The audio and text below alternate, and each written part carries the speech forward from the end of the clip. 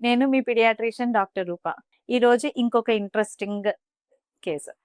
పాప అఖిల 2 ఇయర్స్ ఇంకొక 2 మంత్స్‌లో 2 ఇయర్స్ కంప్లీట్ అవుతది. 1 మంత్ బ్యాక్ బట్టల సోడా అంటే బ్లీచింగ్ పౌడర్ లాంటిది పాప మింగింది. సో, అప్పుడు లోకల్‌గా వీళ్ళు బద్వేల్ నుంచి వచ్చారు. సో, లోకల్ హాస్పిటల్‌లో ట్రీట్మెంట్ తీసుకున్నారు. కొంచెం సెట్ అయినట్టు అనిపిచ్చింది. కానీ 1 మంత్ తర్వాత నిదానంగా ఏంటంటే పాప అసలేది మింగలేకపోవటము, గొంతులోకి ఏది దిగలేకపోవటం అట్లా చాలా ఇబ్బంది పడతా ఉంది. అందుకే వీళ్ళ పేరెంట్స్ తీసుకొనొచ్చారు.